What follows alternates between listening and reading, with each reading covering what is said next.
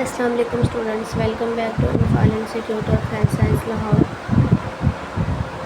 امید ہے اسٹوڈنٹس آپ سب خیریت سے ہوں گے۔ اسٹوڈنٹ چیپٹر نمبر 4 کا آج ہمارا لیکچر نمبر 3 ہے کنوارے پن اور مباشرت کے بعد فرق، یعنی ڈفرینس آف پریگنینٹی اینڈ آفٹر پریگنیشن۔ اس میں سب سے پہلے وہ کہہ رہا ہے کہ آپ کو پتہ ہے کہ جب ایک لڑکی ان میرڈ ہوتی ہے تو اس کے باڈی کی فزیکل کنڈیشن تب کس طرح کی ہوتی ہے، اور جب وہ میرڈ ہو جاتی ہے اور تب کس طرح کی ہوتی ہے۔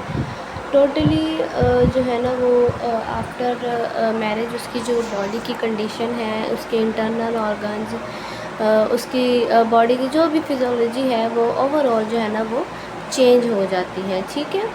تو اس میں سب سے پہلے اب اس نے دیکھیں کیا کہا ہوا ہے، اندام نہانی کے بڑے ہونٹ مزید جو ہے نا وہ مضبوط اور لچکدار ہو جاتے ہیں، ٹھیک ہے، اور مباحثت کے بعد بڑے ہونٹ ڈھیلے ہو جاتے ہیں اور ان کی سختی کم ہو جاتی ہے، یعنی ہماری وجائنا کے انٹرنل آرگنز جو ہیں جنہیں ہم لیبیا میجورا اور لیبیا مائنورا بولتے ہیں، وہ جو ہے وہ مزید ہارڈ ہو جاتے ہیں اور ان کے درمیان جو لچک ہوتی ہے انہوں نے چھوٹے ہونٹوں کو ڈھانپ لیا ہوتا ہے، ٹھیک ہے۔ مزید جو ہے نا وہ ان کے اندر سختی آ جاتی ہے، ڈھیلا پن ختم ہو جاتا ہے، ٹھیک ہے، اور دونوں جو ہے نا وہ باہم ملے ہوتے ہیں، ان کے درمیان خلا یا درز نہیں ہوتا، ٹھیک ہے، یہ اصل حالت میں نہیں رہتے، ان کے درمیان خلا یا درز ہوتا ہے۔ اب ایک سائڈ بھی اس نے بتایا ہوا ہے کہ ان میرڈ کی جو ہے وہ کس طرح کی اس کی جو شیپ ہوگی، اور دوسری سائڈ پہ اس نے بتایا ہوا ہے کہ میرڈ کی، ٹھیک ہے۔ اندام نہانی نظر نہیں آتی، یعنی جو یوٹرس ہوتی ہے وہ نظر نہیں آتی، اور آفٹر میرج جو ہے نا وہ نظر آنے لگ جاتی ہے۔ مباشرت کے بعد جو پردہ بکارت ہوتا ہے وہ پھٹ جاتا ہوتا ہے، ٹھیک ہے۔ اندام نہانی سخت اور کھینچی ہوئی ہوتی ہے، مطلب جب یہ آفٹر میرج یہ ڈھیلی ہو جاتی ہے اور میرج سے پہلے یہ ہارڈ ہوتی ہے، ٹھیک ہے۔ اور ان میرڈ میں آپ کو پتہ ہے کہ اس کی جو برسٹ ہے اس کا سائز بھی نارمل ہوگا، لیکن میرڈ کے بعد وہ ڈھیلی ہونا شروع ہو جاتی ہے، ٹھیک ہے۔ اس کے بعد وہ کہہ رہا ہے کہ پستان کا سائز جو ہے نا وہ چھوٹا ہوتا ہے پستانوں کا، اور جیسے ہی وہ میرڈ لائف میں جاتی ہے، شوہر کے ساتھ مباشرت وغیرہ ہوتی ہے، تو اس کا سائز جو ہے نا وہ بڑا ہو جاتا ہوتا ہے، ٹھیک ہے۔ اس کے بعد وہ کہہ رہا ہے کہ مینسز کیا ہوتے ہیں، ماہوارے۔ اس میں اسٹوڈنٹس وہ کہہ رہا ہے کہ حیض ایک خون ہے جو بلوغت کے بعد ہر لڑکی کو اندام نہانی کے رستے آتا ہے، یہ رحم یعنی یوٹرس سے آتا ہے، اور یہ خون حیض یعنی مینسز کہلاتا ہے، ٹھیک ہے۔ بعض عورتوں کا حیض کا آنا عورتوں میں بلوغت اور کلیدی صلاحیت کی علامت سمجھا جاتا ہے، مطلب وہ بالکل ٹھیک ہے، انہیں کوئی مسئلہ مسائل نہیں ہے، لیکن یہ حتمی دلیل نہیں۔ اگر حیض آنے میں دیر ہو جائے تو اس کا مطلب یہ نہیں کہ لڑکی بالغ نہیں ہوئی، بہت سی مثالیں خود ہیں کہ لڑکی کو حیض آنے سے قبل حمل قرار پا گیا، ٹھیک ہے۔ اب اس کے بعد اس نے بتایا ہے کہ سرد ممالک میں دیر سے حیض آنا شروع ہوتا ہے، گرم ممالک میں جلد آ جاتا ہوتا ہے، یہ بات پہلے بھی آپ نے اوپر بھی پڑھی ہے، کل بھی ہم نے لیکچر میں اس چیز کو ڈسکس کیا تھا۔ 6 یا 7 سال کی لڑکی کو حیض آنے لگتے ہیں تو عام طور پر حیض 45 سال کی عمر میں جو ہے نا وہ بند ہو جاتا ہے، جسے ہم مینوپاز بولتے ہیں، ٹھیک ہے۔ پھر آگے اس نے بتایا ہے کہ حیض کا دورانیہ کتنا ہوتا ہے، یہ آپ کو پتہ ہے کہ 3 سے 5 دن، ٹھیک ہے۔ یہ خون جمتا نہیں، اس کی وجہ سے وجائنا سے گزرتے وقت اس کی رطوبت کا شامل ہو جانا، جس کی وجہ سے خون کے جمنے کی صلاحیت بدل جاتی ہے اور رنگت ہلکی ہو جاتی ہے، ٹھیک ہے۔ اور نارمل سائیکل جو ہے وہ 28 ڈیز کا ہوتا ہے، 28 ڈیز کے بعد دوسرا حیض شروع ہوتا ہے، ٹھیک ہے۔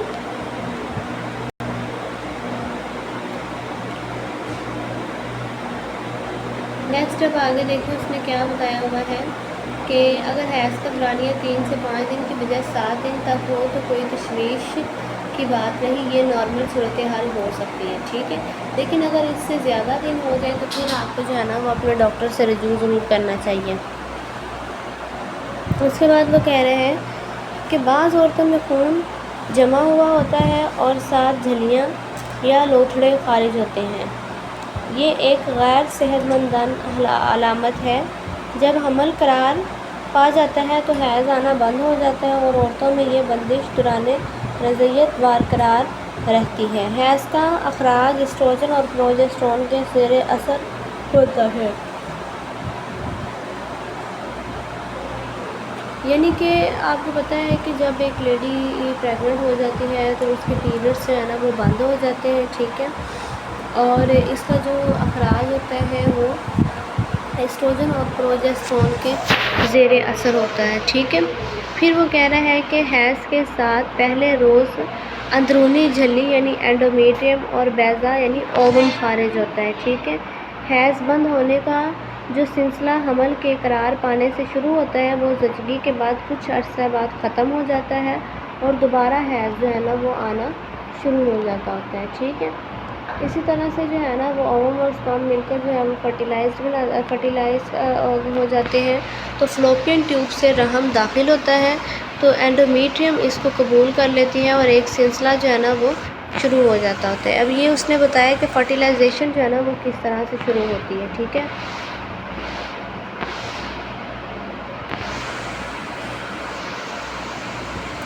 نیکسٹ آگے دیکھیں کہ مینسٹرل سائیکل جو ہے وہ کتنی فیزز کا ہے اور اس کو کیا کہتے ہیں. کہہ رہے ہیں کہ ماہوارث کے نظام کے لیے یوٹرس یعنی رحم کے اندر مخصوص تبدیلیاں ہوتی ہیں اور یہ تبدیلیاں ایک حیض سے دوسرے حیض کے درمیانی عرصہ میں ہوتی ہیں. اب یہ تبدیلیاں کون سی ہوتی ہیں؟ ان کا دورانیہ جو ہے وہ حیض کا ایک سائیکل کہلاتا ہے، ٹھیک ہے. یہ 3 حصوں میں انہوں نے تقسیم کی گئی ہے. ایک ہوتی ہے پرولیفریٹیو فیز، دوسری ہوتی ہے سیکریٹری فیز اینڈ تیسری ہوتی ہے مینسٹرل فیز، ٹھیک ہے. سب سے پہلے ہم نے پرولیفریٹیو فیز پڑھ لی. پرولیفریٹیو فیز میں یہ کہہ رہا ہے کہ یہ حالت یا فیز 14 دن پر مشتمل ہوتا ہے. یہ مدت حیض کے بعد اووری سے بیضہ یعنی اووم اخراج کرتی ہے، اوویلیشن ہوتی ہے. اس عرصہ میں انٹرا پچوٹری ہارمونز FSH اثر سے بیضہ بیضہ دانی میں پرورش ہوتی ہے. اب آپ دیکھیں کہ اس میں جو ہے نا وہ اوویلیشن کا اس نے بتایا ہے کہ فوکل جو ہے نا وہ بڑھتا ہے اور 14 دن بیضہ جو ہے نا یعنی اووم خارج ہوتا رہتا ہے، ٹھیک ہے. اس دوران کیا ہوتا ہے کہ جو فولیکل سٹیمولیٹنگ ہارمونز ہیں یہ کیا کرتے ہوتے ہیں کہ ان کے اثر سے فولیکلز زیادہ یعنی ایسٹروجن پیدا کرتے ہیں جو رحم یعنی یوٹرس اور اینڈومیٹریم کی دوبارہ نشوونما کرتے ہیں، یعنی اس کو رینیو کر دیتے ہیں. یہ فیز جب یہ فیز جب اینومزم کی مرمت ہو رہی ہو، ٹھیک ہے، تو اس کو ہم بولتے ہوتے ہیں ریجنریٹیو فیز کہلاتا ہے. یہ اس میں کیمیکل سیلز کی پیداوار میں اضافہ ہوتا ہے اور ویسلز بنتی ہیں. اس فیز کے مکمل ہونے پر اینڈومیٹریم 3 تہوں میں یعنی اس طرح کی بھی مزید آگے اس نے 3 تہیں بتائی ہیں جس میں آ جاتا ہے basal layer, functional layer of the cuboidal ciliated epithelium, ٹھیک ہے. تو سب سے پہلے ہم نے دیکھنی ہے کہ بیسل لیئر کیا ہوتی ہے. یہ تہ درمیانی تہ یعنی مایومیٹریم کے ساتھ اوپر ہوتی ہے اور اس کی موٹائی 1 ملی میٹر ہوتی ہے. حیض کے دوران یہ تہیں مکمل طور پر نہیں اٹھتی. اس تہ کے اندر اینڈومیٹریم کی نئی تہ بننے کے لیے ضروری ساز و سامان موجود ہوتا ہے. یہ دوران حیض اڑنے والے حصے کی مرمت کرتی ہے، ٹھیک ہے. یعنی مایومیٹریم کی جو لیئر شیڈ ہوتی ہے یوٹرس کے اندر، تو اس دوران جو ہے نا وہ پھر ہمیں پیریڈس وغیرہ سٹارٹ ہو جاتے ہیں تو پھر یہ کیا کرتی ہے کہ اس کی مرمت وغیرہ کرتی ہے، ٹھیک ہے. آگے اس میں کچھ سائیکل بتایا ہوا ہے کہ پیریڈس کا سائیکل جو ہے وہ کس طرح سے ہوتا ہے. نیکسٹ دیکھیں فنکشنل لیئر کیا کرتی ہے. اس طرح کی اسناک ٹیوبولر گلینڈس پر مشتمل ہوتی ہے ٹھیک ہے، اس تہ کی موٹائی 2.5 ملی میٹر ہوتی ہے۔ اس تہ میں مسلسل تبدیلی آتی ہے، یہ تبدیلی اووری کے ہارمونز کی وجہ سے ہوتی ہے۔ ٹھیک ہے، یہ تہ دوران حیض اڑ کر الگ نہیں ہوتی۔ ٹھیک ہے، لیئر آف دا کوبائڈل کلیمیٹڈ ایپیتھیلیم، یہ تہ فنکشنل تہ کے اوپر واقع ہوتی ہے۔ ٹھیک ہے، یعنی فنکشنل تہ جو ہے اس کے یہ اوپر والی سائڈ پہ ہوتی ہے۔ یہ ٹیوبولر گلینڈز جو فنکشنل گلینڈز کی ساخت پر مشتمل ہوتے ہیں، ان کو کیا کرتا ہے کہ باہم ملانے کی خاطر ان کی گردنوں میں پھنسی ہوتی ہے۔ جب حیض آتا ہے تو یہ تہ اڑ جاتی ہے، اس کے اڑنے سے اس کے نیچے موجود نالیاں یعنی وہ ان کی لیئر ختم ہو جاتی ہے، وہ ننگی ہو جاتی ہیں، اور اس کے ننگا ہونے سے حیض آنے کا خون جو ہے نا وہ شروع ہو جاتا ہوتا ہے۔ ٹھیک ہے، پھر آگے سیکنڈری فیز دیکھیں۔ سیکنڈری فیز میں کیا ہوتا ہے کہ یہ 14 سے 20 دن پر ہوتی ہے۔ ٹھیک ہے، اووم خارج ہو چکا ہوتا ہے۔ ٹھیک ہے، یہ دور یا فیز کارپس لیوٹیم کے اخراج ہونے والے ایسٹروجن اور پروجسٹرون کے زیر اثر ہوتا ہے۔ ٹھیک ہے، اس دوران فنکشنل لیئر موٹی ہو جاتی ہے اور اس کی ساخت جو ہے فرس نما ہوتی ہے، اور اس میں ٹیوبولر وغیرہ جو ہے نا وہ بننے لگ جاتے ہیں۔ ٹھیک ہے، اس کے بعد اس نے بتایا ہے کہ مینسٹرل وال کیا ہوتی ہے۔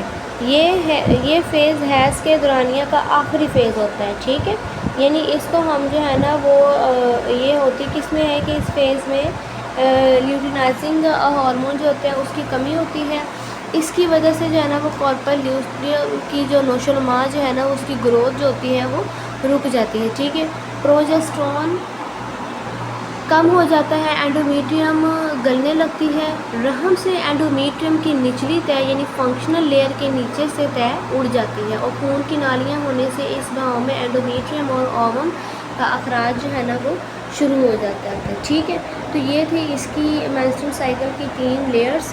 ٹھیک ہے، امید ہے آپ کو لیکچر جو ہے وہ سمجھ میں آئے گا۔ یہ موسٹ امپورٹنٹ کویشچن ہے، یہ پیپر میں بہت دفعہ پوچھا گیا ہے۔ ٹھیک ہے، تو آپ نے بھی اس کو اچھے سے پریپیئر کرنا ہے۔ تو امید ہے آپ کو لیکچر جو ہے وہ سمجھ میں آیا ہے۔ اس کو بہت شکریہ، جزاک اللہ۔ دعاؤں میں یاد رکھیں۔ اللہ حافظ۔